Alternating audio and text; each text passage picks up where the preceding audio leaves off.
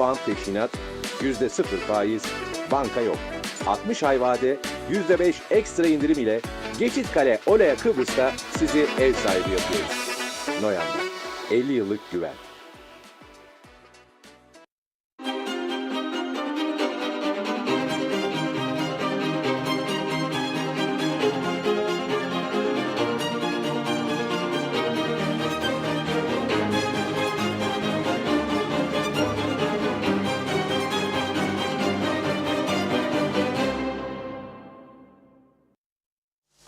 İyi akşamlar diliyoruz değerli izleyenler. TV 2020 ekranlarında gündem özel programıyla birlikte sizlerleyiz.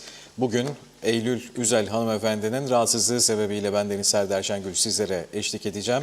Her zamanki gibi gündem maddelerimizle birlikte şimdi sizlere sıralamaya başlayacağım. Oldukça yoğun bir gündem söz konusu bugün.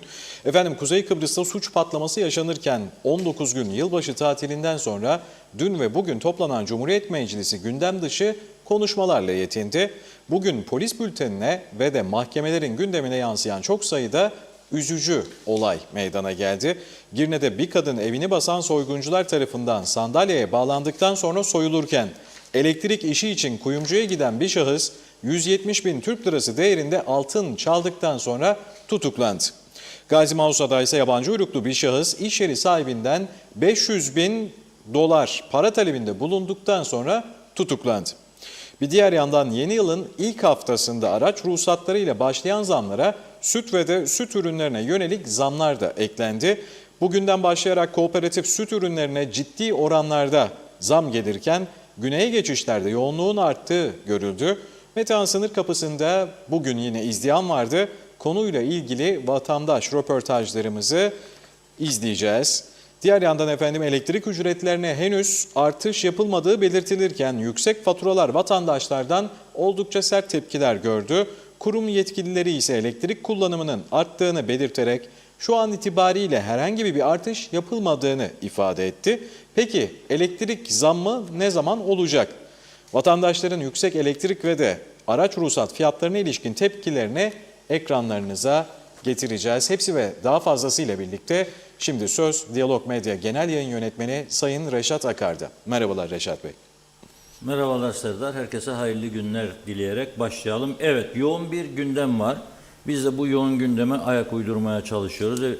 Böylelikle programa başlama saatini aksatıyoruz.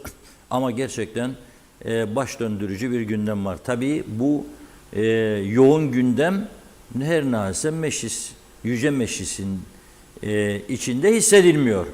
Bugün yine toplantı vardı. 19 gün yılbaşı haftası falan filan tatili sonrasında 99 gün yaz tatili. Bir ay meclis başkanlığı seçimi olduydu olmadıydı, geldiydi gelmediydi, gittiydi gitmediydi, yasaldı değildi. Ondan sonra 19 gün tatil ve dün ve bugün iki birleşim. Dünkü birleşimi bir vatandaşımızın az önce yaptığı paylaşımla dün ve bugünkü meclisi özetleyeyim size. Akın Demirağ'ın bir paylaşımı şimdi programa girerken gördüm ve hemen çıkış aldım. Şöyle diyor. Kuzey Kıbrıs Türk Cumhuriyeti milletvekili maaşları yaklaşık 6.380 euro eşittir. Avrupa Birliği üyesi Kıbrıs Cumhuriyeti'nin Cumhurbaşkanı'nın maaşına neredeyse eşdeğerde. Milletvekillerinin mecliste gündemi diyor. Horoz güreşi kültürümüz mü, değil mi? Araba hava yastıkları çok tehlikeli mi, değil mi? Harnıp ağaçta kaldı, ne olacak? Çam kese böceği ilaçlaması bu yılda yapılmadı, ne olacak? Yol güvenliği sıfır, kelle koltukta seyahat ederek ne olacak? Gerçekten çok güzel özetledi.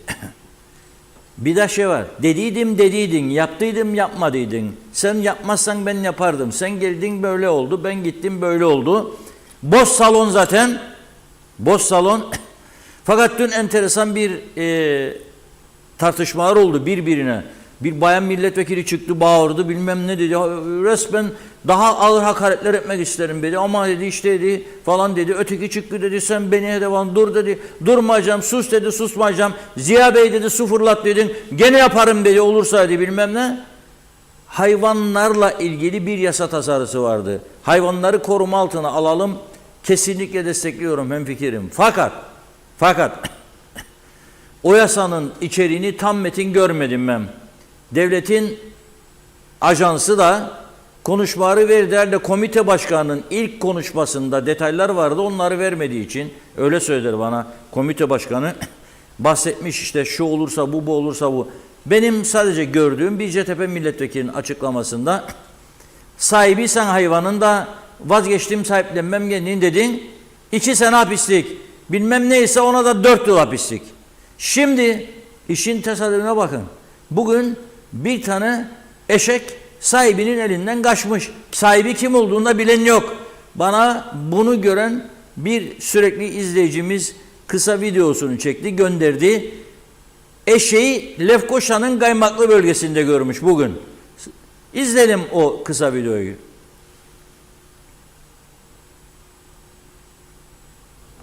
8 Ocak 2025 Küçük Kaymaklı sokaklarında başıboş dolaşan bir eşek.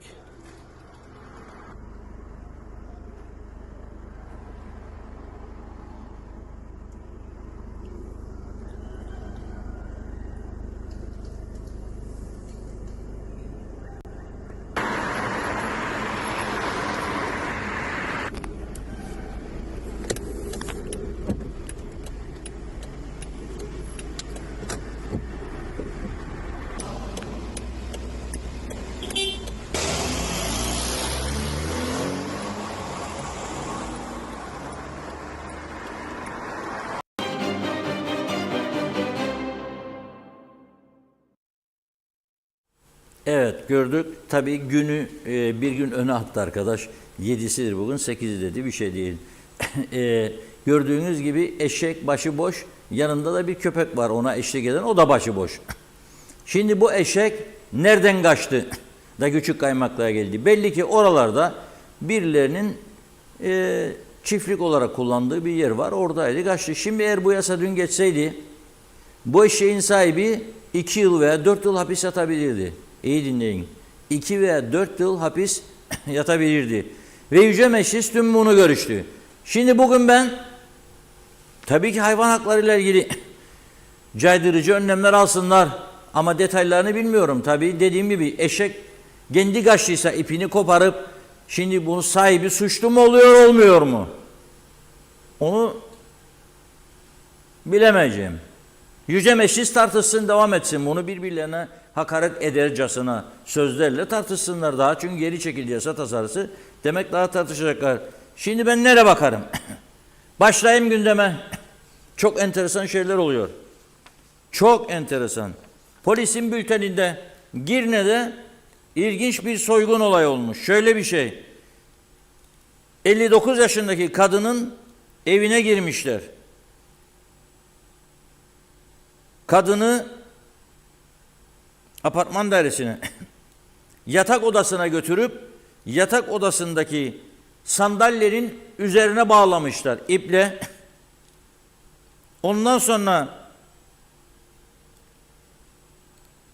28.000 Amerikan dolarını evde muhafaza ettiği, pasaportunu, kimlik kartını, 2 adet cep telefonu, eşyalarını alıp gitmişler. Polis bir kişiyi tutuklamış. Kısa adı S.Ş. Bir de bu çıktı şimdi. Şeye de şikayet ediyorlarmış. Bu yayınlarla ilgili etik kurulu kurdular. Medya etik kurulu. Etik kuruluna diyorlarmış benim adımı açık verdi. Mahkeme daha beni suçlamadı. Ya polis mahkemede diyor ki suçunu kabul etti. Ben senin adına ne gizleyeceğim ben? Anlamadım. Sen adamın boğazını sıkan parasını alın. Adamı gırbaçtan da adını açıklanmasından rahatsız oldun. Da etik kuruluna şikayet edeceksin. Etik kurulu da bana diyecek adamın adını koymayalım da bilmem ne kısaltalım da bu etiğe aykırıdır. Vazgeçin ya, gidin işinize. Vazgeçin. Bu oyunculukları bırakalım. Memleket çok kötü yola gidiyor. Ey yüce meclis, memleketin nerelere gittiğini gözünü aç da gör. Da bak artık İhsan noktasına doğru gidiyor. Dediydin yap dedin yapmadıydım. Sana öyle yaparım mı böyle yaparım. Sen daha demokratiksin, ben daha bilmem neyim. Sen bilim faşistsin, ben halkçıyım. Bırakın bunları. Geçti bunların modası artık. Geçti. Memleket o durumda değildir. Açın gözünüzü de ciddi sorunlar var bu memlekette. Birincisini okudum size. Sandalyeye bağlamışlar kadını. Evdeki paraları, maraları, mücevheratları hepsini alıp gitmişler. Bostancı'da ev sahibi kiracısıyla tartışmış. Çık evden diyor mu, çıkmıyor. Çık evden, çıkmıyor. Canı yandı herhalde. Kaç senedir, kaç zamandır bedava oturuyor bilmiyorum. Öyle mi değil mi? Alıyor eline sopayı, başlıyor vurmaya. Araya bir kişi giriyor. O da ara gırbacı yiyor. Sonunda 2 kişiyi hastanede, 1 kişi de polis karakolunda. Etti 2. Lefkoşa'da birisine kuyumcu çağırıyor, elektrik işleri. Var gel yap diyor. Elektrik işlerini yapmaya gidiyor.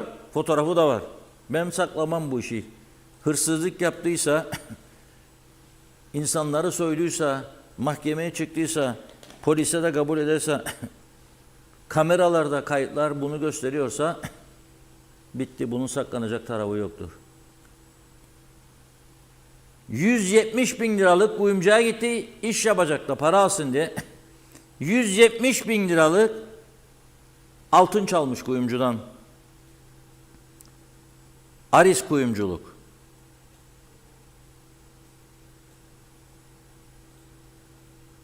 Bir adet 14 ayar bilezik, 2 adet 14 ayar bileklik, 1 adet 14 ayar başka bileklik, 1 adet 14 ayar halka bileklik, 1 adet 14 ayar pullu, hep de gözü bilekliklere gitti arkadaşın. 1 adet 14 ayar hayat ağaç uçlu kolye, 1 adet kelebek uçlu altın kolye, 1 adet de 14 ayar taşlı bilekliği alarak, çoğu bileklik ağırlıklı. Herhalde kız arkadaşına vereceğiydi. O da nereden buldun? Mahmut diyecekti kendine. İsimler de çok ilginç ha. Hamdi var mesela. Recep. Aman anam ne isimler. Çok var çıkanlar arasında. Çok yaygın isimdir bunlar değil mi? Recep, Hamdi, Hakan,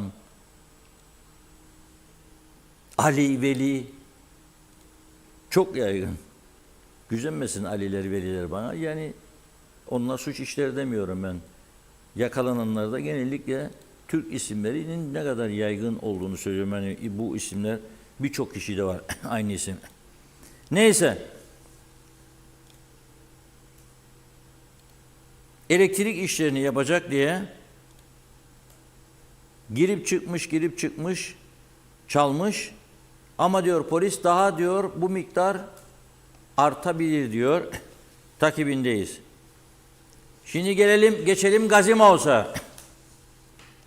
Video görüntüsü gelecek. Hüseyin Çiçek muhabirimiz oradan bildiriyor. 2 yıldır bir iş yerinde çalışan Pakistanlı Mahmud. Pakistanlı Mahmud. Patronu da Çinliymiş. Uluslararası bir şirket oldu.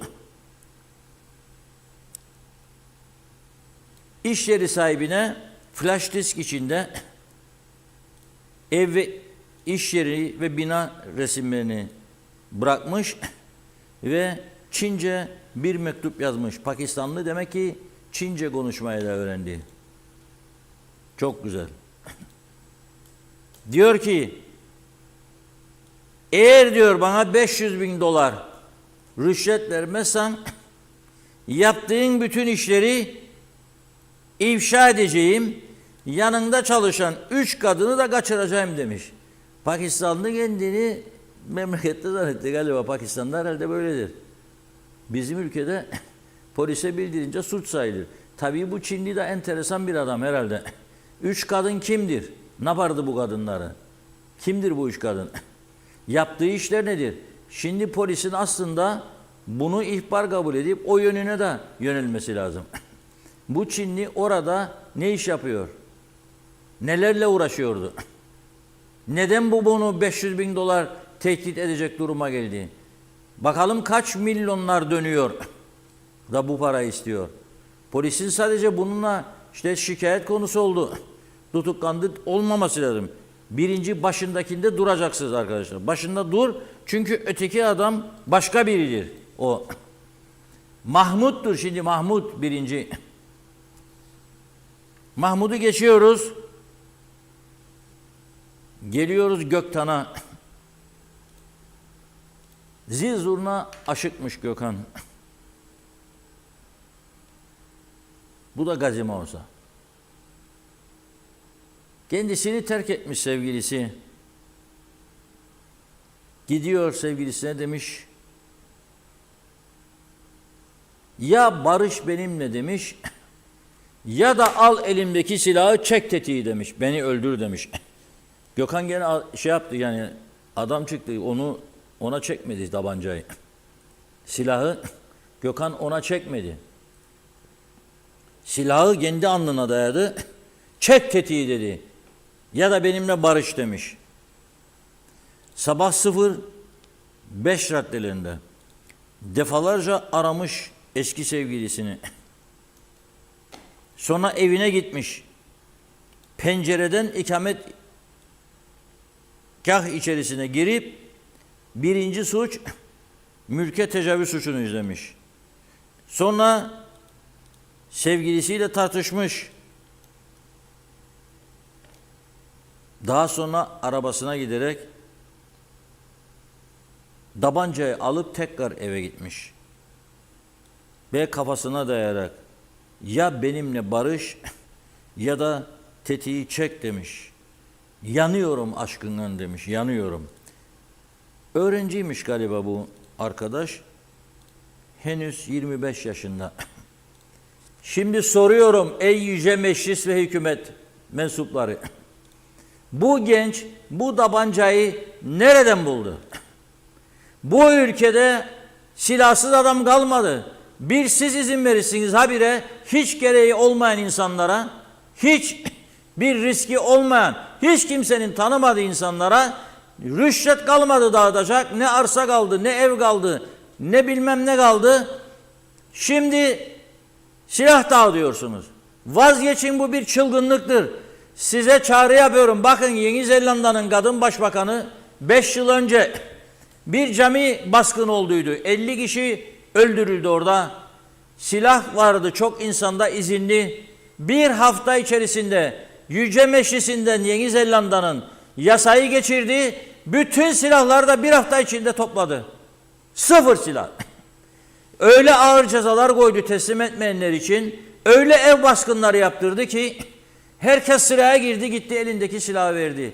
Yeni Zelanda'da o günden bu yana hiç olay olmadı. Ey Yüce Meclis, limanlardan senin X cihazların Girne'de hiç yok. Girne'de aydınlatma lambası da yok. Ve bugün Erhan Bey gene partiyle çağrı yapıyor. Ay sonu toplanalım diyor da bu genişletilmiş istişare şeyinin diyor, tavsiye kararını görüşelim diyor. Çekilelim mi çekilmeli mi? Yahu çekilseniz ne olacak, çekilmeseniz ne olacak? Bu ülke bitmiş durumdadır. Bu ülkeye yapmanız gereken hizmetleri yapmıyorsunuz da parti içi hesapçıklar bu geçti artık. 40-50 yılın çökmüş siyaseti dünyanın hiçbir ülkesinde benzeri olmayan bir siyaset. Benzeri olmayan. Bu ülkede sadece partilerin aralarında hizipleşme, parti içi hizipleşme, rakipler birbirine makam koltuk kapma, bir de maaş kavgası. Başka hiçbir şey yoktur. Gündemde hiçbir şey yoktur. Genç insanlar onkolojide tedavi görüyormuş, kanser tedavisi. Ne bileyim çocuklar rahatsız hasta, hastanede şifa bulamıyor. Ne bileyim okulların bir kısmı dökülüyor. Ne bileyim yollar karanlık, limanlar karanlık, gelen geçiyor, giden geçiyor. Tırların içinde silahlar, uyuşturucular, tetikçiler giriyor bu ülkeye. Ve şimdi ta pazartesine kadar gene tatile çıkmışlar. İyi dinleyin ha. 19 gün, 99 gün, bir ay meclis olan başkanı, bir aydan sonra 19 gün daha tatil, 19 günden sonra dün ve bugün hayvan hakları, gene atarım suyu yüzüne, gene fırlatırım, geri adım atmam, sen böylesin, sen faşistsin bilmem, hayvan düşmanısın, insanlık var, onur bana falan filan. Bırakın bunu. Birbirinize saldırın. Dışarıda isterseniz yakasından tutun birbirinizi. Bunlar konusunda ne yapmayı düşünüyorsunuz? Memleket elden gitmiştir. Can ve mal güvenliği tehdit altındadır bu ülkede. Kaç yüz kişide, kaç bin kişide silah vardır. Bakın ben bir anımı anlatacağım size. Yıllar önce İngiltere'ye gidip dönmüştüm. Genç TV'de program, sevgili Ertan dedi, bizde program yapar mısın dedi. Tabii dedim. Haftada bir program yapmaya başladım. İlk program konum benim tabancalardı. Silahlar. Silah izinleri başladıydı o dönemin hükümeti. Silah izni vermeye başlaydı. Rüşvet verir gibi tabanca izni verirdi. Ve ilk konuğum, şimdiki başsavcılar falan çok çekingen. Çıkmazlar televizyonlara, konuşmazlar. Ama o dönem cesur adamlar vardı. Akın Sait Bey başsavcıydı. Benim programıma geldi, davet ettim. Ve elinde başbakana yazdığı mektuplarla geldi. İsterse alacaksa beni alsın dedi. Ama Kıbrıs Cumhuriyeti yasalarını, İngiliz yasalarını çok iyi bilen bir başsavcı. Ve o gün konuşurken Karpaz bölgesinde dönemin bir milletvekiline bağlantı kurduk. Dedi ki tabanca dedi, namusumuzdur bizim dedi. Tabanca izinleri dedi, iptal edilemez dedi. Ya dedi bir şey daha söyleyeyim size dedi. Gezin dedi bugün Karpaz bölgesinde dedi. İzinli tabancaların 10 katı dedi izinsiz silah var evlerde dedi. 30 sene önceden bahsederim. 25 sene daha doğrusu. 24 belki. İyi dinleyin söylediğimi ya. Bunlar bakın nereden nereye geldik. Başından sen yılanı küçükken ezmezsen o yılan sonra seni büyüyünce gelir sokar. Vere vere silah izinlerini alamayanlar da kaçak getirerek bunun içerisinde rüşvet bilmem ne hırsızlık soygun yetiştiren silah çekecek. O ona bu buna.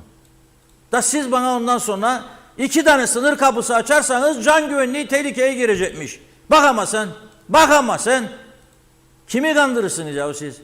Şu anda çok can güvenliği varmış gibi konuşursunuz.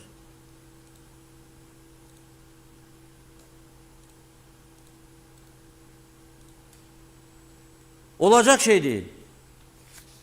Pazartesi gününe kadar tekrar tatil. Hayırlı uğurlu olsun. Daha çok tatil. Zaten bu meclis toplantıları hiç olmasa daha iyi hizmet etmiş olacaklar bu ülkeye. Çünkü insanlar gördükçe daha da geriliyor. Memleketin o kadar sorunu varken ufak şeyler peşinde birbirlerini hırpalama peşinde oluyor arkadaşlar. Yani hiç olmasa daha iyi. Otursunlar evlerinde, doktorsa gitsin kliniğine, avukatsa gitsin ofisine, değilse tüccarsa tüccarlığını yapsın ya da evinde otursun.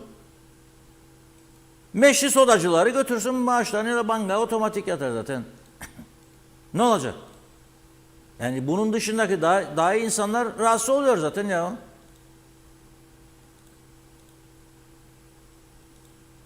Bu olacak işte.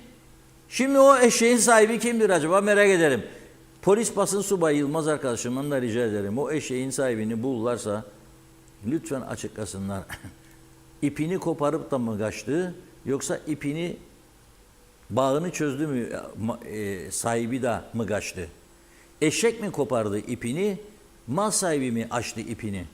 Şimdi eğer dün bu yasa geçseydi meclisten adam bugün kelepçeli bir vaziyette cezaevindeydi. Polis karakolu. Sonra yargılanma 2 yıl 4 yıl hapislik. Ya köpeğin sahibi kim onu da bilmiyorum ha. O da yanında gider eşeğin. Uyum içinde yürüdüler gördüğünüz gibi. Trafik de aksadı. Arabalar korna çalar eşeğe kaçsın yoldan diye. Tam bir trajikomik duruma düştük.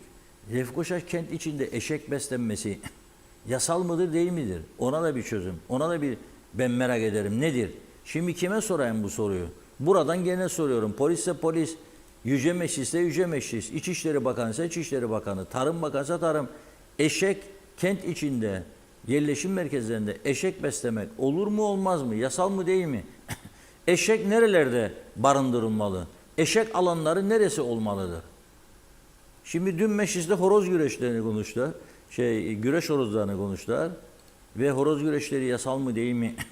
Onu tartıştılar. Şimdi ben de eşek tartışmasını açıyorum. Lütfen rica ediyorum önümüzdeki pazartesi günü toplandığı zaman Yüce Meclis birisi çıksın eşeklerle ilgili bu soruların cevabını versin. Eşek şehir içinde beslemek yasal mıdır değil midir? Yasal değilse şehir içinde eşek besleyenlere ne tür cezalar verilmektedir şu anda? Bugün bizim arkadaşın Çağatay'ın videoya kaydedip bana gönderdiği ve az önce yayınladığım videoyu polisin ihbar kabul etmesini rica ediyorum. Ve bu eşeğin sahibi kimdir bulsun. Sahibine sorsun.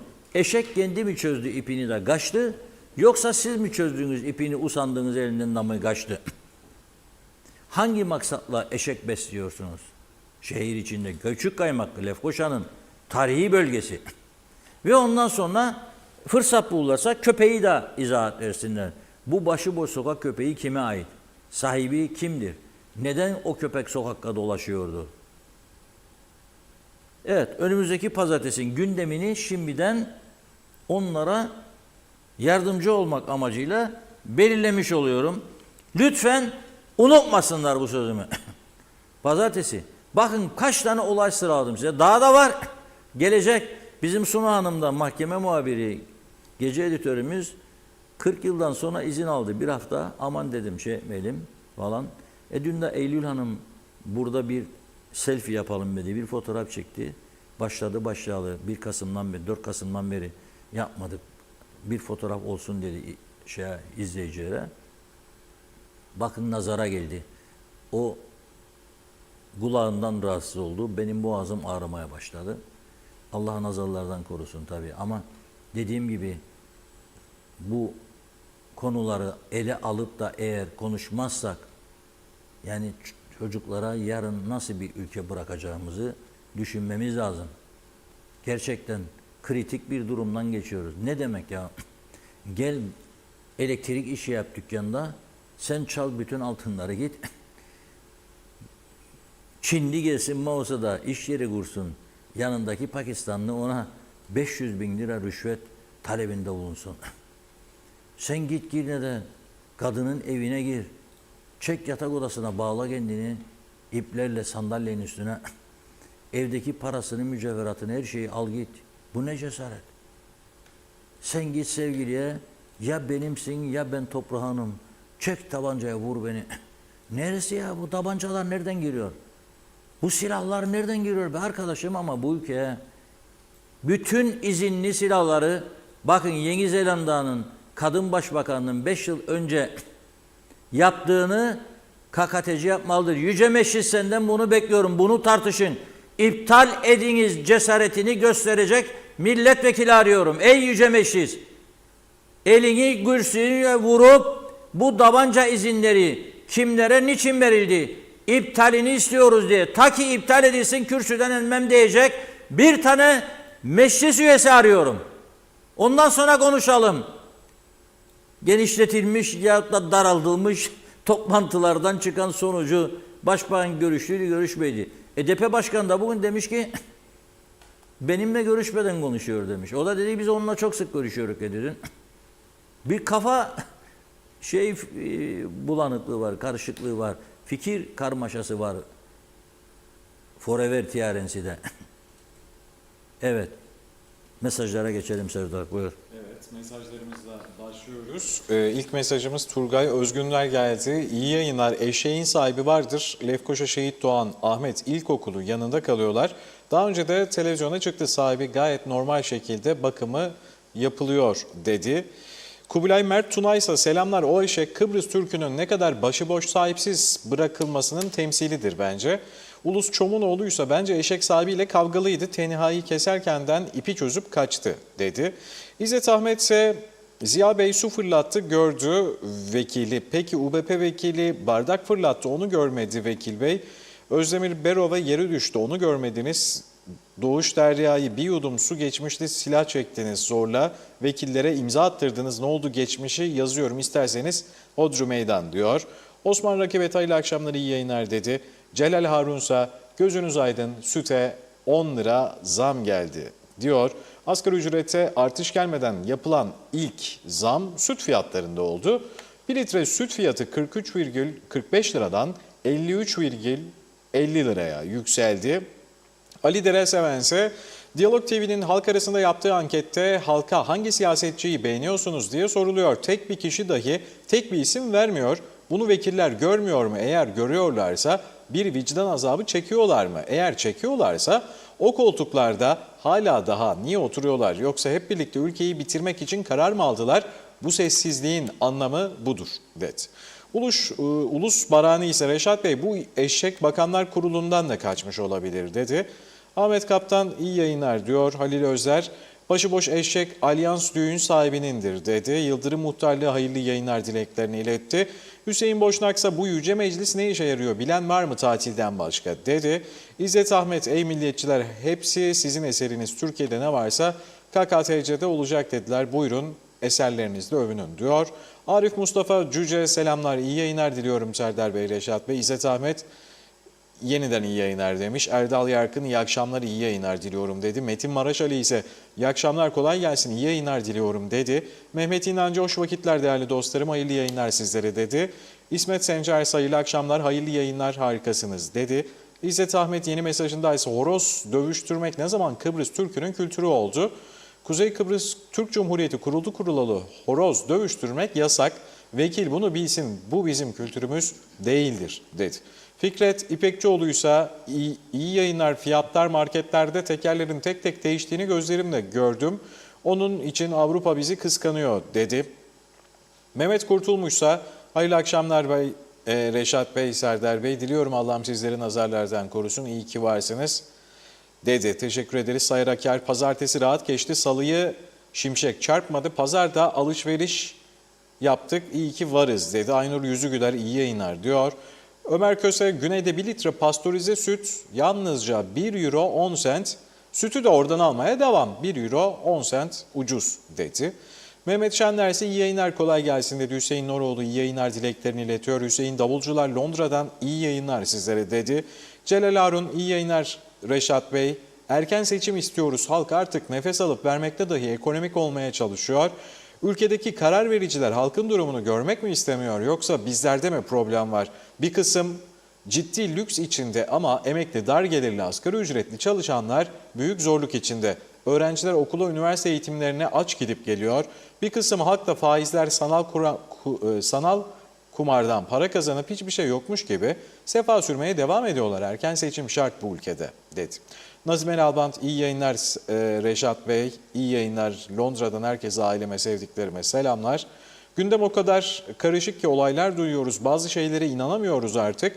Ülkemizde zamdan başka bir şey duymuyoruz. Sabah olur yine hangi ürünlerin üstüne yine ne kadar yükselecek zamlar? Halkımız daha çok mutsuzluğu görmekte. Bunların önünü kim alacak? Görmüyorlar mı günden güne kötüye gidiyor her şey. Allah'ım daha beterinden korusun size ekibinize kolay gelsin saygılarımla dedi. Mustafa Komboy ise Reşat Bey, Serdar Bey hayırlı yayınlar. Reşat Bey daha o hallilik böyle sürdükçe daha çok hırsızlık olacak. Reşat Bey hiç kimsenin gücüne gitmesin ama KKTC'de her şey kötüye gidiyor. Önüne geçmezlerse o halliliğin önüne geçemezlerse bizi daha da çok kötü günler bekliyor dedi. Evet Mehmet İnancı suçu işleyen her kimse cezasını çekecek ve kamuya desire edilmesi gerekir Reşat Bey yaptığınız doğrudur dedi. Haldun Kemal iyi yayınlar Reşat Bey dedi. Efe Kara iyi yayınlar Küçük Kaymak'ta da kurşunlanan apartmandan bir bilgi var mı dedi. Ali Dereseven, bakanlık maaşları ödemek için araç seyir seferlere mecburi zam yapmak zorunda kaldıklarını söyledi. Ben de niye mecbur kaldılar, çok mu büyük bir para kaynağı ellerinin içinde duruyor ama göremiyorlar, bu kaynak nedir derseniz işte size kaynak. Ek mesai, örtülü ödenek, lüks harcamalar ve milyarlarca para. Erol Topçu hayırlı yayınlar dedi. Gaye Kök iyi yayınlar. Bir günde suç işlemeyen gün yok ülkemizde ne yazık ki. Ülke gerçekten cennet diye öngördüğümüz, mutlu huzurlu olduğumuz günlere maalesef elveda dedik ve cehennem adası olduk. Yazık, çok üzgünüm dedim. İsterseniz ara verebiliriz Reşat Bey, devam da edebilirim yorumlara. Ara verelim. Tamam. Şimdi süte zam geldi, doğrudur. Bakın elimde bir liste var.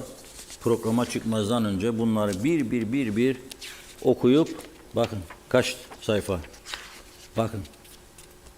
Bakın. Bu kooperatif sütçülüğün. Şimdi kooperatif sütçülük yıllardan beri, uzun yıllardan beri bu toplumun ekonomisinde önemli yeri olan bir kurum. Bugün bu liste elime geçti. Yarından itibaren geçerli olacak fiyatları ben vereceğim. Sütü de, yoğurdu da, hellimi de, peyniri de vereceğim. Ama yine az önce programa girerken bir paylaşım oldu. Süt Üreticileri ve İmalatçıları Birliği Başkanı Mahmut Erden paylaştı bunu. 1 Ocak'tan itibaren Tarım Bakanlığı çiğ süte %10,5 oranında zam yapmış. Fakat o %10,5 oranında zam yaptığı için bu imalat sektörüne geldiğinde zamlar daha yüksek rakamlara ulaşıyor. Diyor ki Mahmut Erden, artan işçilik, enerji, akaryakıt ve çiğ süt fiyatları karşısında rekabet gücümüzü tamamen yitirmiş durumdayız. Yurt dışından gelen süt ürünleri ve Avrupa'dan bizim pazarımıza giren ürünlerle artık rekabet etmemiz mümkün görülmüyor dedi. Şimdi Coop Süt'ün imal ettiği, yani Coop Süt markası taşıyan sütlerde yarından itibaren fiyatları konuşalım. 1 litre yağlı süt 40,55'ten %23,61 oranında zamla 50 liraya çıkıyor. Yarım yağlı süt o da 50 lira. Yağsız süt 44 liradan 53,80'e çıkıyor.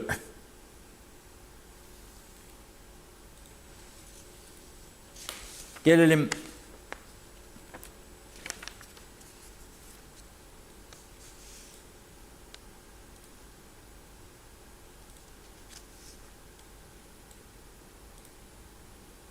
...200 miligram Coop ayran 9 liradan 10,45.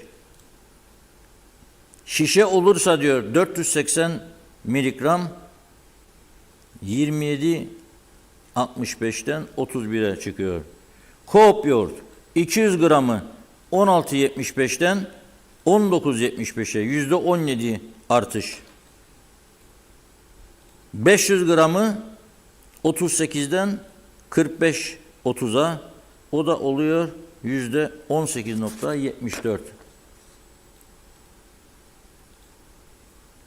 Hellim Kıbrıslıların hani bazıları der ki turizmi biz işte kendimize göre yapalım. Gelsin turistler hellimciğimizi yesin. Hellim böreciğimizi de hem şeftali kebapçığımızı da. Şeftali kebabını nasıl yapacaksın be birader?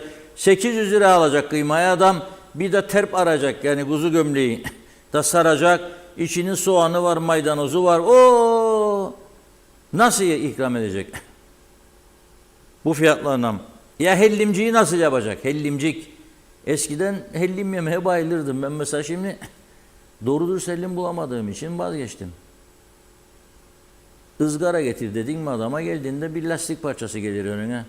Erimiş vaziyette bir şey. Çoğu der ki, kimisi der süt tozuyla yapılır, kimisi der bilmem neyle yapılır.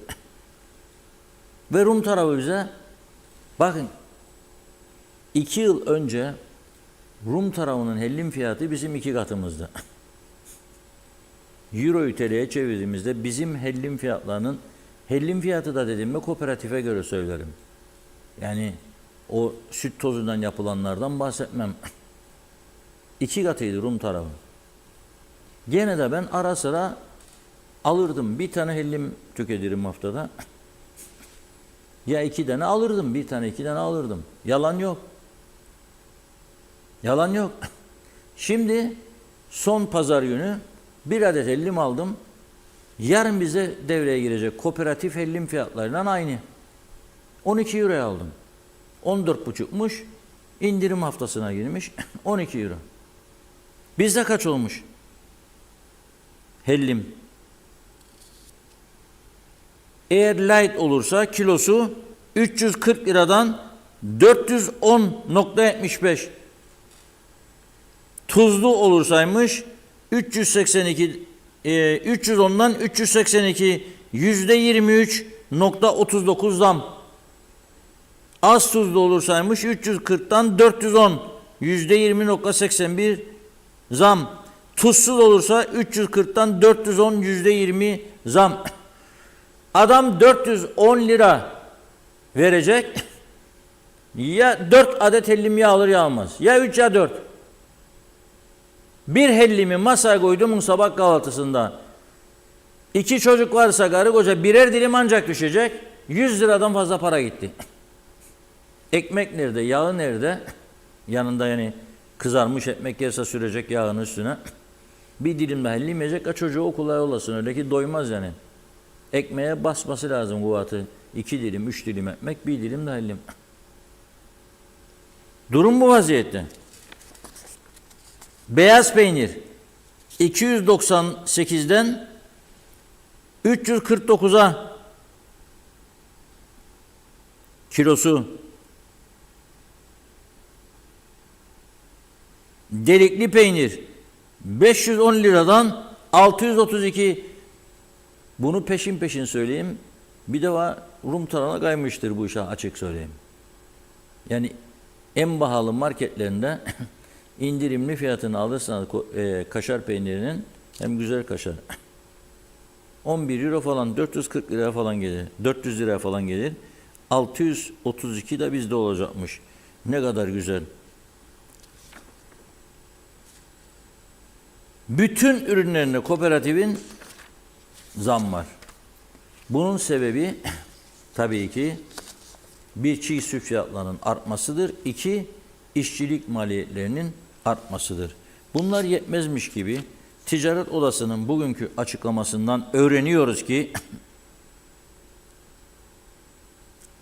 resmi gazetede yayınlamış hükümet bunu ve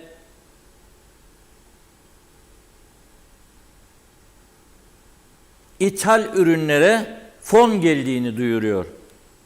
Peynir, bal, et ürünleri, patates, içme suyu, temizlik malzemesi gibi temel tüketim maddeleri dahil birçok üründe fon artışları yapılmış. Bazıları da fon dışıysa fon kapsamına alınmış şimdi. Ve diyor ki uyardık diyor, çok diyor hükümeti, ama diyor uyarımızı dikkate alacaklarına diyor daha yeni ürünler eklediler diyor fon kapsamına ve piyasayı bağlı hale getirdiler. Ticaretin bu durumda güneye kayması ve yurttaşların yaşadığı geçim zorluklarının artarak devam etmesi kaçınılmaz bir sonuç olacaktır diyor.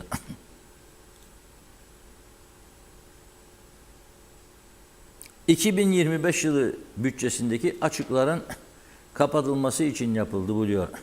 Halbuki mesela sigara içenler bana kızacak ama içmesinler diye de söylüyorum. Sigara çok zararlı. Sigaraya dokunabilir. Akaryakıda 1 lira 2 liracık yapması gerekirdi. Sırf enflasyon rakamları yüksek çıkmasın diye beklettiler. Onu da söyleyeyim yani. Evet. Havada, karada, denizde Ömer Kadiroğlu'la bugün seyri söver ruhsatları, elektrik fiyatları. Elektrik şöyle bir durum. Yeni bir zam yapılmış değil. Bunu elektrik kurumundan teyit etmiş durumdayız. Fakat günde 500 ton yakıt tüketirken elektrik kurumu üretim için bu miktar 950 tona çıkmış dün itibariyle. Havalar soğuduğu için mesela evde oturur yaşlı bir insan, emekli ne yapacak? Bütün gün de battaniyeye sarılı oturamaz insanlar ya. Veya duş yapacak. Kıbrıs'ın şartlarını düşünelim.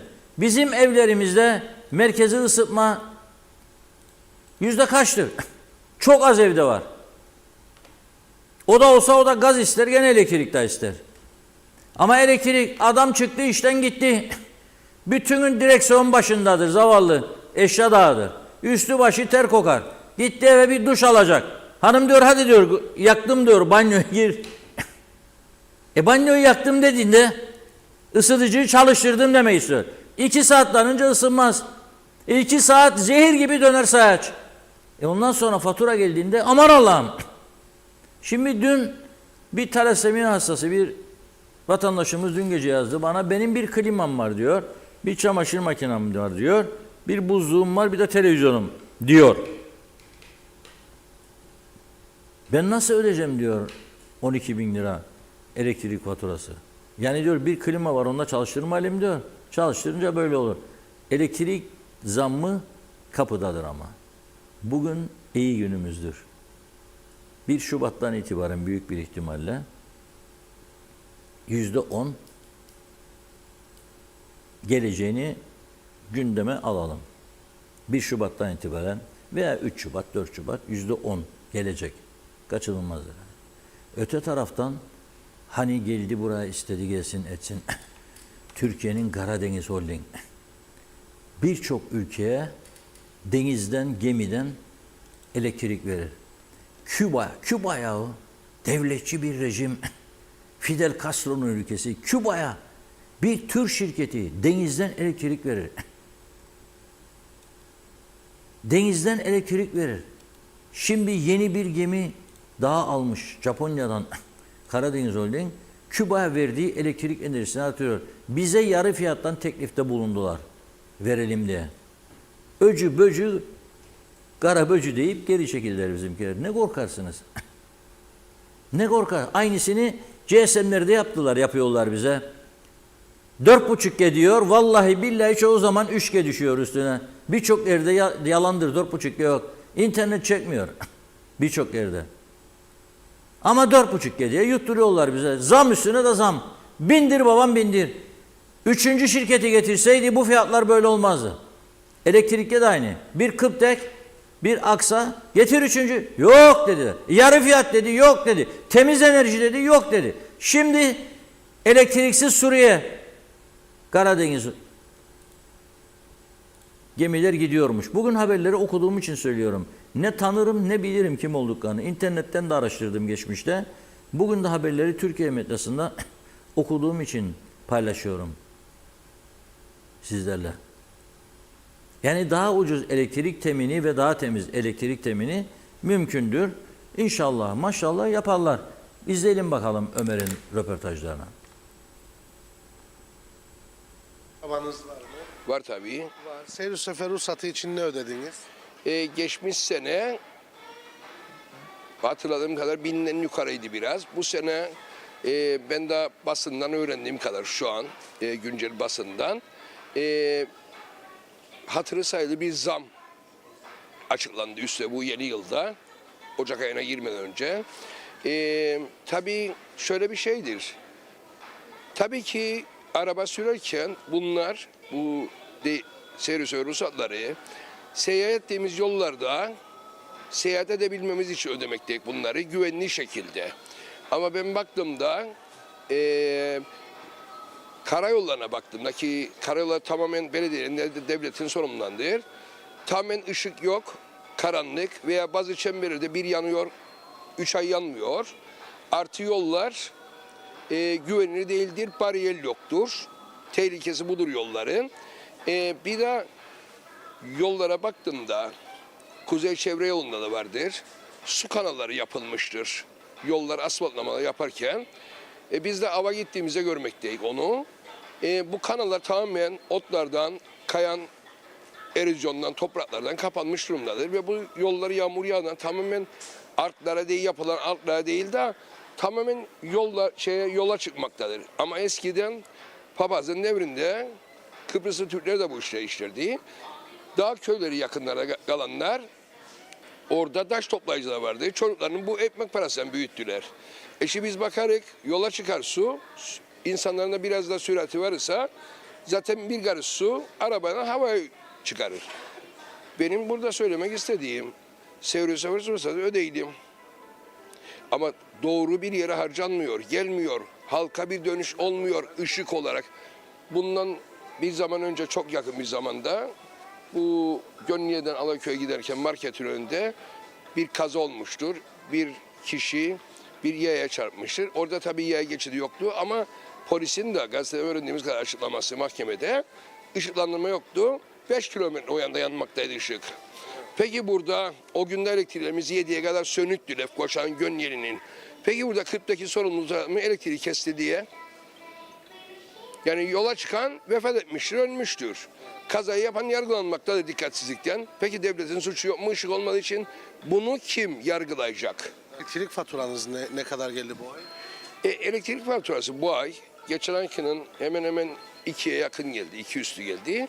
Tabi bunun da sebebi Aralık ayında, kış ayına girdiğimiz için, soğuklar geldiği için, yağmurda olmadığı için soğuk daha fazla yapmaktadır.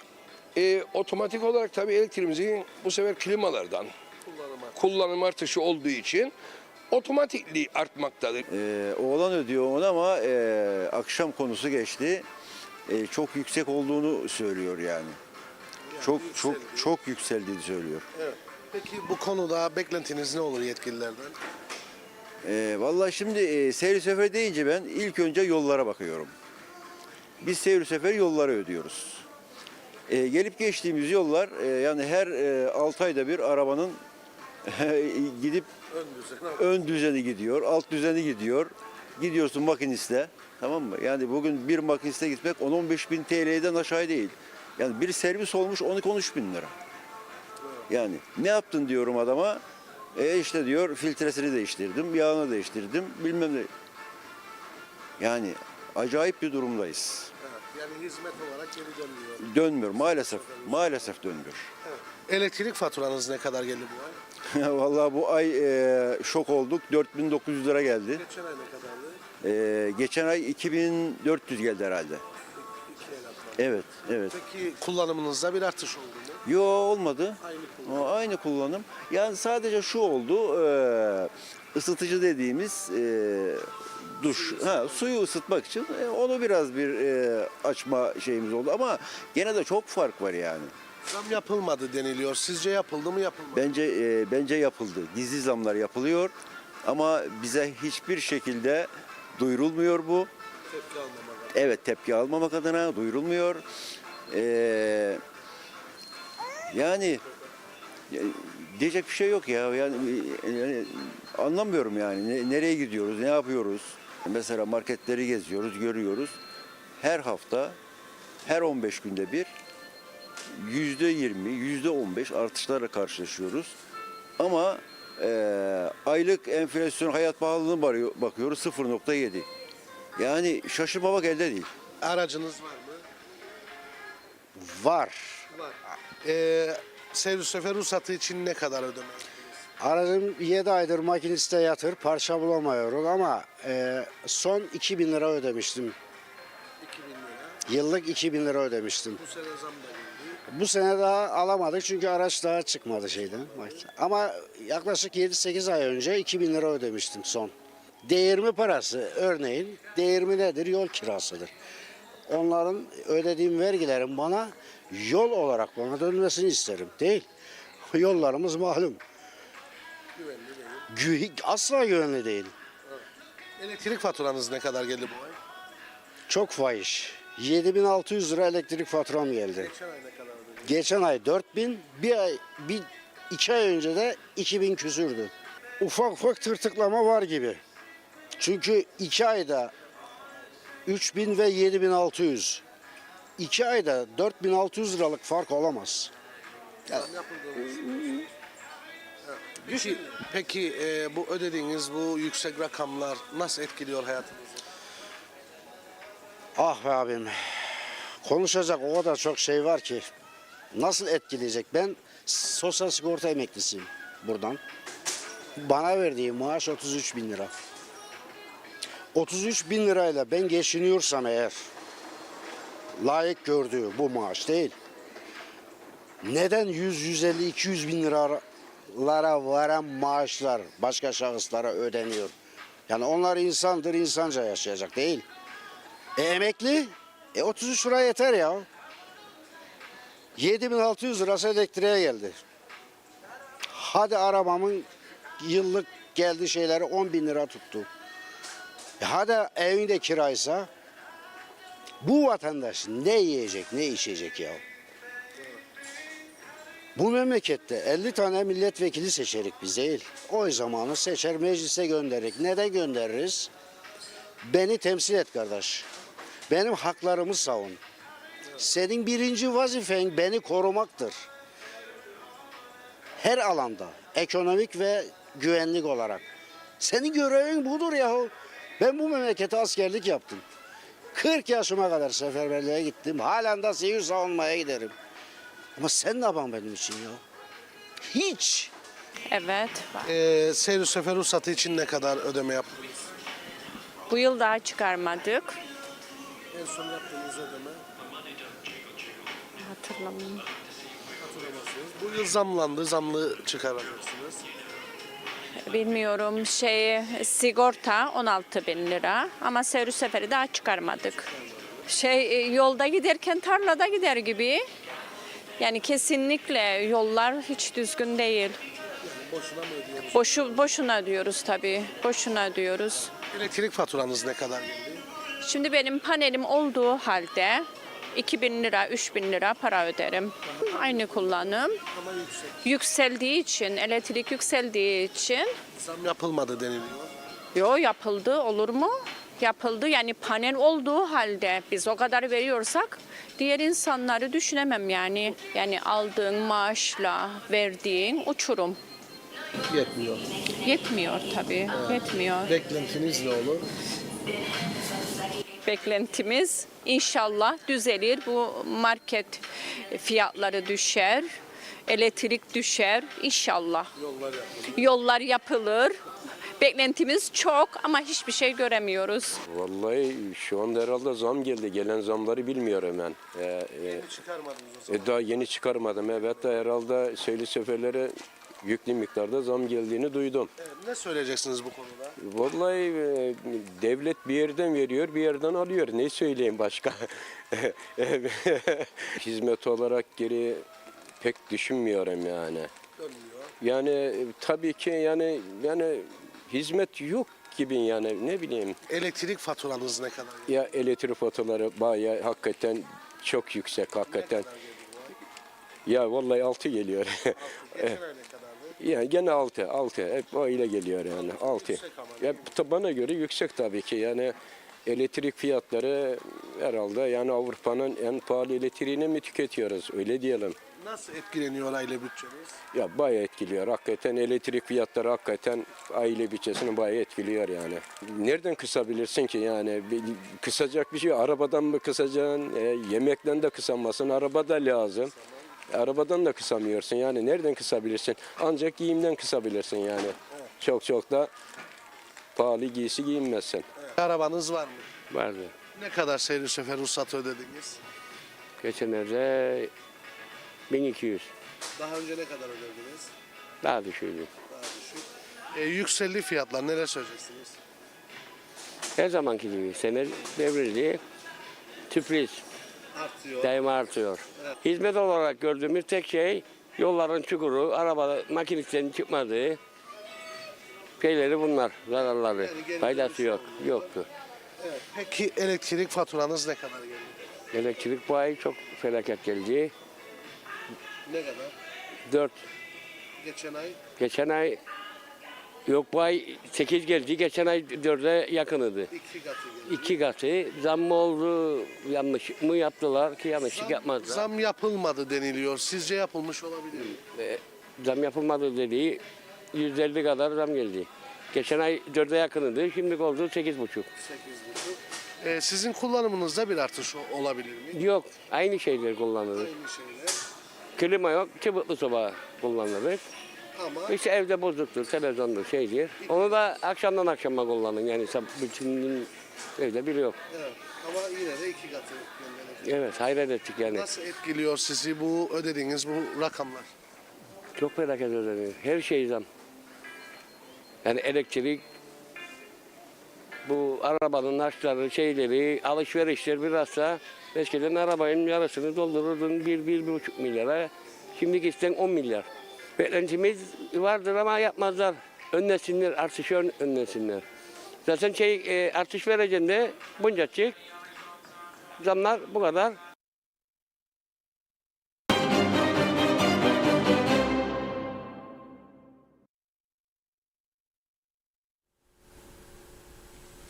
Evet. Bir atasözü vardır ya, bir dokun bin işit diye. Kime dokunsanız işitirsiniz. Bazıları şöyle der. Yahu derler bana, işte sen de her gün söylen ama git bak meyhanelere full yer yok. Yahu kaç tane meyhane var? Kaç yüz kişidir giden? Söyle bana sen. Yani ben 200 kişiye, 300 kişiye göre memleketin ekonomik durumunu, insanların ekonomik durumunu ölçemem. Arabalarda da bakın, lüks araba, kaç tane bankacıyla konuştuysam bana dedikleri şu: her 100 arabanın 80-85 tanesi bankalara borçtur. Ben de şu soruyu soruyorum. Peki diyorum, ödeyemeyecek duruma gelirsen olacak. El koyacaksın araba, evet. Zaten araba mezarlığı dolu memleket. Ne yapacaksın? El koydun farz et. Kime satacaksın? Yabancıları kaçırmaya başladık. Gidiyor yabancılar. Güneyden daha pahalı olduk birçok açıdan. Birçok açıdan güneyden daha pahalı olduk. İnsanlar orayı daha çok tercih etmeye başladılar. Bizden ucuz ülkeler var, oraya giderler. Çok seçenek var artık dünyada. Yani bize muhtaç değil bu insanlar. Gidiyorlar işte. Onun yerine ne olacak? Gördüğünüz gibi suç patlamaları da doğru dürüst insanları ürkütüyor. Şimdi sabah uyandım bugün, 2 saatten önce toparlanamıyorum bir daha artık. Bir de adetimdir, genellikle mesajların çoğuna cevap veriyorum. Arada birinin telefon görüşmesi, arkadaşları görevlendirme, olayları takip etme. 2 saat.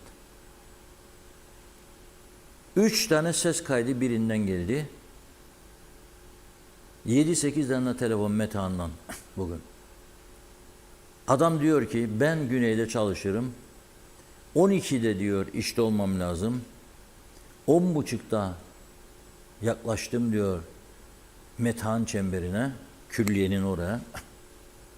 Adım adım diyor ilerlemeye çalışarak. Sinir küp oldum diyor. İnşallah 12'ye yetişirim. İşten kovacak beni patron diyor. Bu çünkü her gün olmaya başladı. Sonra bir taksici diyor ki çıktım Larnaka'ya diyor. Gideyim yolcu alacağım. Ama bu gidişte diyor yolcuyu kaçıracağım diyor. Çünkü diyor yürümüyor. Öyleyse dedim Apo'ya. Havada karada Apo dedim. Sadece Ömer olamaz. Ama adamları dövme dedim orada, yani tepki gösterenleri. Çünkü Apo'da sinirli çok. Adamlarla güzel konuş dedim. Dertlerini dinle. Uzat mikrofonu, herkes içini döksün. Ben niye Metehan'la uğraşıyorum? Niye kapılarla? Bana ne şahıs olarak, yani bana ne? Ama şunu düşünüyorum. Hepimiz o kapılara muhtacız. Yani bir sağlık sorunu var. Burada şifa bulamazsan orada daha iyisi varsa gitmek istersin. Eğer arabayla gideceksen, bir hasta varsa arabanda veya seni biri götürüyorsa Bu kapıyı geçmek zorundasın. Bana bıraksınlar vatan millet Sakarya nutkunu bir tarafa. Kimse vatanını satmaz. Bu şekilde yasakçı bir rejim daha fazla ilgiyi artırır o tarafa. İnsanlar daima yasak olana daha çok ilgi gösterir. Biraz mesafeli ol, o sana gelsin. Biraz mesafeli ol, o sana gelsin. Her gün üstüne düşersen birinin, aman der bu da artık falan der. Halbuki sen iyi niyetle, dürüstlükle, değer verdiğin için ama seni o durumda anlamak istemez. Bırak kendi gelsin. Şimdi sen bana kapıları, bir de adamlar akıllıdır. Bizi de dinliyorlar, duyuyorlar. Gazeteleri okuyorlar, tercüme ediyorlar. Ekipler bunu değerlendiriyor, bizim gibi değil ya. Bizim gibi değil. Adamlar Kıbrıslı Türklerin hangi markette ne kadar alışveriş yaptıklarına kadar biliyor. O kadar düzenli çalışıyorlar. Bilsin ne olacak? Tamam o onu kullanıyor, istatistik yapıyor. Değerlendirme yapıyor. Bizim burada evet ticaret odası şikayet etti. Yeni fonlar falan ama ticaret odası kendi üyelerine de bakmak zorundadır. Kazlık fikrini terk etmek zorundadırlar. Ya biz çocuktuk. O yokluk döneminde bayramlarda bu ülkenin 3-5 tane ancak üretici veya ithalatçısı vardı. Paket paket küçük paketlerde kahve dağıtırlardı insanlara. Kamyonların arkasından çocuk koştururduk. Big Score atarlardı havadan kapalım diye. Ne oldu şimdi herkes zenginliğe boğuldu. Hangi bayram bir şeyler yaptığını görüyorsunuz. Kiminle neyi paylaşıyor bu? Çok sonradan çok zengin olanlar. Ha sadece bana Dubai'den, Singapur'dan, bilmem İtalya'dan, Paris'ten, Berlin'den fotoğraflar atıyorlar. Lüks yaşam kendilerini gösteriyor. Bak buradayız. Bırak sen onu. Senin zaten orada olman bana tuhaf gelmiyor. Çünkü zaten çok daha lükslerini yaşayabilirsin. Ama kimin sırtından olduğunu düşünmek zorundasın. Bu toplumun sırtındansa bu topluma destek olman lazım. Anlayışlı olman lazım. Yani tek taraflı hükümetin yaptıklarıyla sınırlı değil. Hükümetin de çok lüks mallardan başlamamasına gerçekten anlam veremiyorum. En lüksten başla be birader. Eğer 200 bin liralık araba söylersem 200 bin sterlinlik benden başla be adam. Ne başlıyorsun pirinçten, şekerden, makarnadan insanların? Zaten geçim sıkıntısı yaşıyor insanlar. Çok yanlışlıklar var bu ülkede. İçme suyuna da koymuş Türkiye'den gelen içme suyuna. O da oradan. O da oradan. Var. O da oradan. Demek ki yani senin burada kaynak suyun mu vardır da yani burayı koruyacaksın diye düşünün bunu. Kaynak suyu mu var? İşte kuyudan çekilir sular, arıtılır, doldur şişeye ver gitsin. Ne oldu? Kaçak etiketsiz falan satış yapanlar durdurulacaktı 2024'ün Mart ayında. 2025'in ocağındayız. Ne oldu? Hiçbir şey yok. O zaman gidelim Metehan kapısına bakalım. Apo'ya ne söylemişler izleyelim.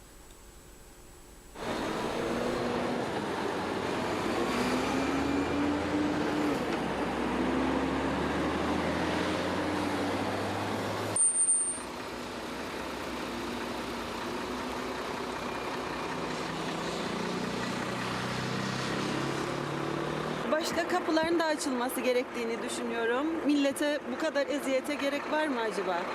Teşekkür ederim. İyi günler. Artık bu sınır kapıları bize yetmez. Daha fazlasına ihtiyacımız var. Hatta komple sınır kapılarını kaldırmamız gerekir. Bu yaşadığımız doğru bir şey değil. Çünkü kendi ülkemizin içinde resmen saatlerce çile çekerek geçebilmek için kendi toprağımıza ve kabul edilebilir değil. Teşekkür ederim. Bu kapılar kalksın mı kalkmasın mı? Ne olmalı? Abi bence kalkması lazım çünkü İnsanlar rahat gidip gelsin. Şu trafiği görür müsün abi bir ya? Akşama zor çıkan yani. İşimiz var o yanda, gidip gelemiyoruz. Yani sabah gittiğinde 3 saat bu mevzu sürse bu yol trafiği, 3'de geliş olsa 6 saat, yani 6 saat bir kaybımız var abi. Öneriniz var mı? Önerim yani başka bir yerlerde bir kapı açma olayları varsa daha güzel olur. Olmazsa da en azından bu yolu belki genişletse de bir çare bulsunlar yani. Trafiğin durumuna bakmaya geldim. Dönüyorum buradan. Yani yarım saat beklediğimiz olur, 1 saat benim. Yani Peki bir çözüm? herhalde kapı sayısını veya geçiş noktalarını artırmak. Genelde hafta sonları da hareketli oluyor. 2 saat buluyor bazen. Peki daha fazla kapı açılması mı lazım yoksa kapıların kalkması mı lazım? Valla bence daha fazla temas olması lazım. Neden olmasın? Burası küçücük bir memleket. Bir yolunu bulup tekrar barış yapmamız lazım. Yani bu eziyetin kalkmasının tek bir yolu var. En az bir kapı daha yapacaklar. Başka türlü olmaz yani. Bu tam bir rezilliktir diyebilirim sana. Bir kapı daha. Sıcağın içinde insanların bu kadar eziyet çekmesi hiç de normal bir şey değil. Yani biz zaten Mausalıyık. Buradan ayda yılda bir geçerik ancak da. Ama öğlen saatleri inanılmaz yoğun olur bir de hafta sonları. Bir kapı daha bekliyoruz. Ne söyleyelim usta, açsınlar 3-5 tane daha kapı. Mausa kapısını ne açmazlar, öteki taraftan rahatlasın millet. Ama bu ille de bizim devletimizin suçu değil, karşı tarafında suçu var. Yani. Ne kadar süredir yoldasınız? Her gün gidip geliyor musunuz? Evet. En çok kaç saat? En fazla burada beklediğim 45 dakika diyeceğim. Böyle bir 15 dakikada iki sınır arası, yani 1 saat beklediğim oldu. Ne önerirsiniz bu kapılar hakkında? Daha fazla sınır kapısı açılması lazım ve Rum tarafının bilhassa bu işi biraz daha ciddiye alması lazım. Ben bizimkileri nasıl işlediğini görürüm. Hem daha zamanlarını daha hızlı kullanırlar, hem daha aktif edilirler, hem daha profesyonel olarak her şeyi check ederler. Rumlar yarısında gençler, yarısında check etmez. Check ettiklerinde yarısı hepsini yavaşlatır. Yok ananın kızının nikahını ister falan, yokmuş çocuğu nereden için getirmişim, annesinden izin kağıdı var mıymış falanmış filanmış. Hiç bizim öyle kara gözü yoktu. Onun için yani biraz Rumlara baskı yapılması lazım bu işte. Bizimkiler 3 kişi var oraya, Rumlar 1 kişi var. Bunlar yani, ama daha fazla sınır kapısı açılırsa daha iyi olur. Vallahi 2-2,5, 3 saat doldu. Yani bekledik, trafik gitmez. Etmez. Yani ne bileyim, bizimkiler çalışsa onlar çalışmaz, onlar çalışsa bizimkiler çalışmaz. Bir şey olur yani. Ne yapmaları Aksilik çıkar. gerekiyor? Devlet ne yapması gerekiyor? Ya kapı atsınlar ya da bir barış yapsınlar, kalksın kapılar ya. En basiti odur.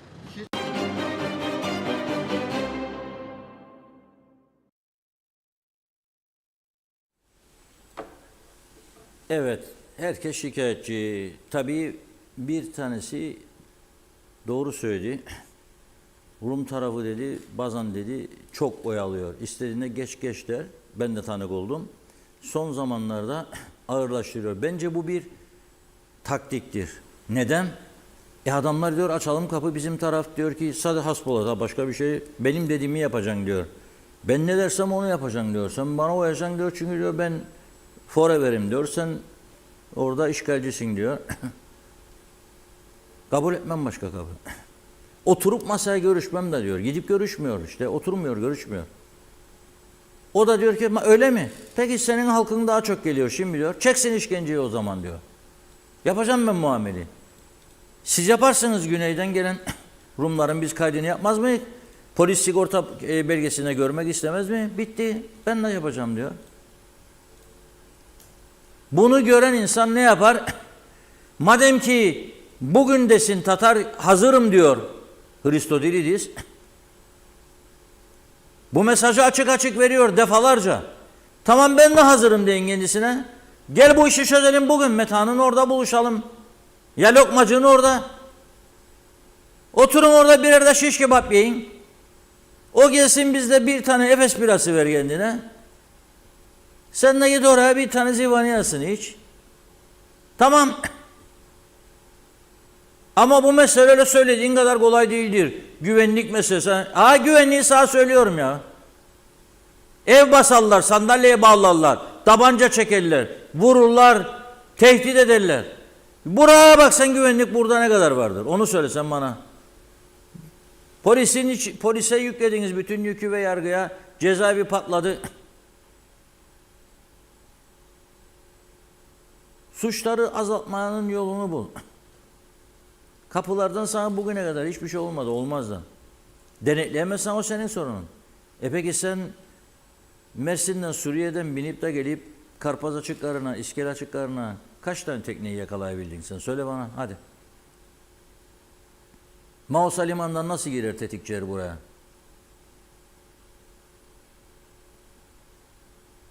Da buradan bu kapılar ihtiyaçtır. Sadece alışveriş olarak düşünmeyelim. Daha modern bir ülkeye gitmiş gibi psikolojinizi düzeltme açısından gezme amaçlı da gidilir. Sağlık amaçlı da gidilir. Çalışmak amaçlı da gidilir. Eğitim amaçlı da gidilir. İyi bir özel okula 6.000 sterlin istersiniz siz. 6 yaşında çocuğu 7 yaşına gönderirsiniz bizim tarafta. Ve düşünün siz 5 yaşında başlattığınız 4 yaşında çocuğu yuva, anaokulu falan filan ortalama 5.000 lira koyacağım ben. 5.000 lira. Üniversite çağına gelinceye kadar 10 yılda 50.000 sterlin istersiniz. 15 yılda 75.000. Sadece okula. Sonra üniversite başlayacak. Eğer Avrupa Birliği kimliği varsa, Avrupa ülkelerine giderse okul harçları çok düşük veya yok. Bazılarında da düşük. Oraya 3 yıl 4 yıl ödeyeceksiniz. Size mal olacak. Ev kirası, şusu busu. 200.000 sterlin vermek zorundasınız. 22 yaşına gelinceye kadar bir çocuk. 200.000 sterlini hangi işe koyacaksınız, çocuğu da kazanacaksınız? Ne iş yapacak? Ne iş yapacak? Hani o ortam burada? Zaten öyle bir şey mi var? Yani tahsilin derecesine bakarak mı istihdam yaparlar? Öyle mi aldılar bugüne kadar? Yok. Bu konuda bütün partiler suçludur. Yani öyle adam getiriyor. Mesela buradan herhangi bir üniversiteden mezun oldu. My father is a barber, saçları keser every day demesi de yeterli. Onu getirip en yukarı koyuyor. İngiltere'den, Amerika'dan, iyi okullardan mezun olanların üstüne getiriyor. Onlar da diyor gel diyor. Buraya hesap ver bana diyor. Ya al şu işi yap diyor. Budur. Onun için yürümüyor işlerde. Bütün partiler yaptı bunu. Durum budur. Şimdi tutturdular seçim. Hadi bakalım. Dün akşam da 9.30-10 raddelerinde TDP'den bir açıklama geldi. Onlar da genişletilmiş bilmem ne toplantısı yaptılar. Cumhurbaşkanlığı adaylığı konusunda Zeki Çeler'e yetki vermiş. Hem MYK'sına parti meclisi. Oraya Sayın Akıncı da katılmış. Eski Cumhurbaşkanımız. Tabii bugün bazı yayın organlarında Akıncı aday mı olacak diye sorular geldi. Akıncı bir açıklama yaptı. Dedi ki Cumhurbaşkanlığı adaylığım söz konusu değil dedi. Yani aday olmayacak ama TDP birini gösterecek. Bu kim olacak? Göreceğiz. Lefkoşa Belediye Başkanı Mehmet Harmancı mı olacak? Kim olacak? Başka kimler olabilir? Önümüzdeki günlerde göreceğiz ama Sayın Akıncı çekti çizgiyi. Yani ben dedi aday olmayacağım dedi. Bu arada bir vatandaşımız yazdı. Adını verdi bana. Eşeğin sahibi kim diye sormuştum. Eşek.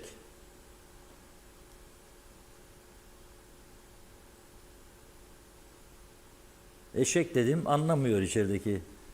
Akıl ya beni dinlemiyor, mesajlaşıyor.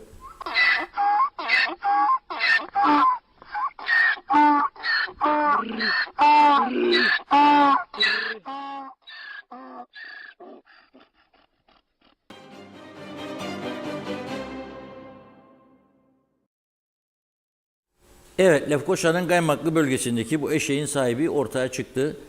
Onu iyi tanıyan birisi yazdı bana ama ben ismini vermeyeceğim. Yanılmış olursa bu defa ben de yanıltmış olmayayım sizleri. Tam emin olmadan vermeyeceğim. Ama bu konuyu önümüzdeki pazartesi günü inşallah maşallah Yüce Meclis aydınlığa kavuşturur diye bekliyor olacağım. Evet Serdar, alalım diğer mesajları. Evet, mesajlarda da kaldığımız yerde devam ediyoruz.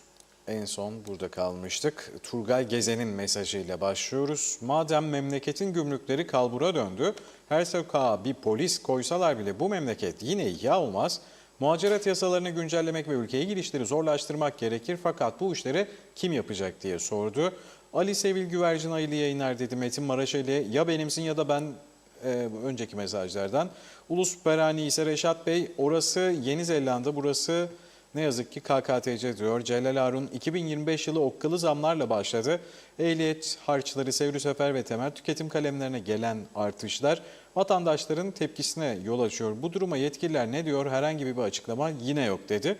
Haldun Kemal, Reşat Bey dağ yolunun ne zaman bitecek? Her gün büyük kazalar oluyor orada dedi. Hilat Sivay ise iyi yayınlar. Enayileri kullanıp makam mevki sahibi olunan bir ülkede yaşıyoruz ne yazık ki Reşat Bey dedi. Alpay Erişken iyi yayınlar. Bu odada olan silahlı hiçbir ülkede yok. Yolsuzluk diz boyu. Her yer pislik. Bu odada her adayı bitirdiler. Bütün siyasetçiler de umurunda değil. İsmail Gündoğsa çocukların sınav haftası. Küçük çocuklar sınav için çalışacaklar. O yüzden 19 gün sınavlar bittikten sonra 15 günde Şubat tatili oldu mu size 34 gün toplam yeni yıl tatili dedi. Hüseyin Boşnak hayırlı yayınlar Londra'dan selamlar dedi. Mehmet İnancı silah taşıyan bu haydutlar suça meyillidir. Reşat Bey silah taşımak ağır cezayla yargılanmalıdır dedi. Erkan Kaya Reşat Bey Sayın Ünal Üstel hükümetinin başarılarını bir sıralıyor. İsterseniz arayıp bağlanan ülke sorunlarını direkt kendisine sorun. Buradan bize bu problemleri tekrarlıyorsunuz ama düzelen bir şey yok ne yazık ki dedi. Orhan Alıcı iyi yayınlar diliyorum Reşat Bey. Helal olsun sizlere, bizim duyuramadığımız sesimiz sizin sayenizde bir yerlere gidiyordur. Mustafa Tek, niye Cevdet Bey'le de söyleşi yapmıyorsunuz ya da Türkiye yetkilileriyle de bir program yapınız dedi. Mehmet Bakkaloğlu iyi akşamlar, iyi yayınlar diliyorum. 5 beter olalım. Hala daha bunların peşinden koşanlar var. Sırf çıkarları için hayat pahalılığını istediği kadar düşük gösteriyorlar. Güneyden alışveriş yapıyorum. Bunlar böyle yaptığı sürece insanlar alışverişte oraya kayacak dedi. Ali Cevat hayırlı yayınlar Reşat abi. Gözleri hep sizlerde olanlar 32 yerinden çatlasın. Eylül Hanım'a şifalar. Sevgili Serdar hoş geldin dedi. Teşekkür ederim. Gülsen Emirzade hayırlı yayınlar diliyorum Lefke'den. Aytaç bir ülkede denetim yapılmıyorsa hiçbir şey düzelmez. Bu yüzden de denetim şart Reşat Bey dedi. Mehmet İnancı tabancalar buğday torbaları içinde geldiği kesindir Reşat Bey dedi. Osan Ali iyi yayınlar dileklerini iletiyor. Bülent Günküt hani ada lehçesinde hep söyleriz asırlardır. Ne isterse olsun nasılsa ipi koptu oyun bozuldu dedi. Mehmet İnancı yeni mesajında zamı bıraksınlar da bir ilkokul çocuklarına bedava süt versinler Reşat Bey. Bu çocuklar zaten doğru dürüst beslenemiyor. Sütü de çok görmesinler dedi. Mustafa Kombo Reşat Bey tekrardan kolay gelsin. Bir film vardı 40 Haramiler. Siz daha iyi biliyorsunuz. Aynı film hayatımız oluyor sanırım artık dedi. İsmail Bükülmez de bütçe açığı zamla kapanmaz. Kafalarda bir sıkıntı var. Ülkeyi iflas ettirdiler dedi.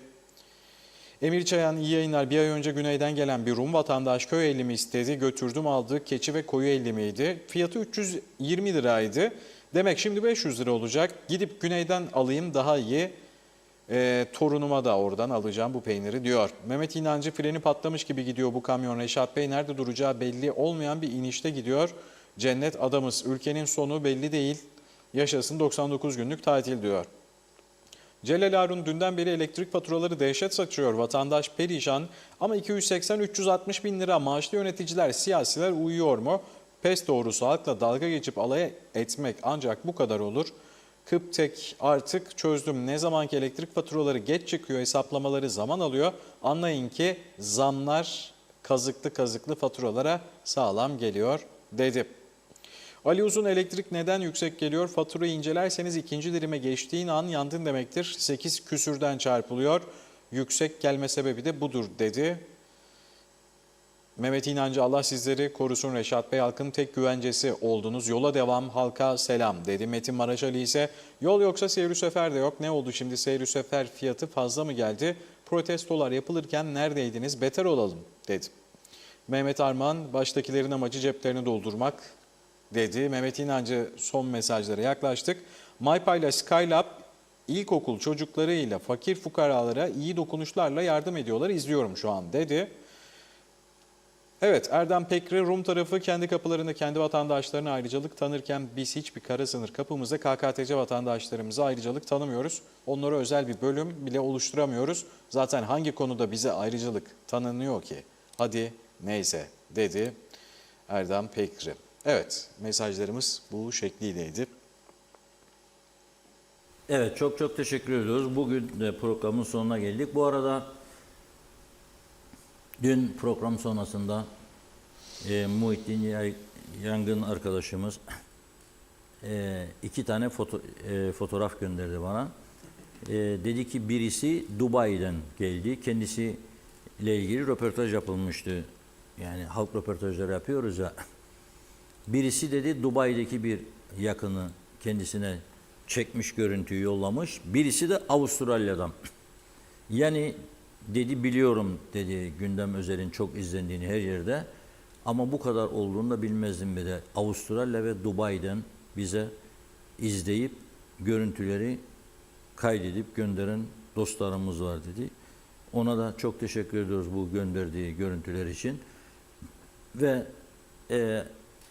İnşallah güzel haberlerle yarın sizlerle birlikte oluruz diyorum. Çünkü güzel haberleri de susamış vaziyetteyiz ama gelin görün zamlar falan, pahalılık her yerde olabilir. Ama bizde durmak bilmeyen bir süreç var. Her gün fiyat listeleri, etiketler değişiyor. Budur esas tepkimiz, şikayetimiz budur. Her gün değişmesidir. Döviz ciddi bir şekilde artış olmadı biliyorsunuz son bir yılda. Neden bu kadar? Ücretleri görmez mi ne kadar değişti? Görüyorum. Biz de yaptık ama 15 liradan 20 lira yaptık. Yani 15 liradan 60 lira yapmadık ya %400. Ya da 30 lira %100. Ona göre yani bilmiyorum karşılıklı bir güvensizlik var. İş dünyasıyla hükümet arasında da uzlaşılmayan sorunlar vardır. Ben bunu görüyorum.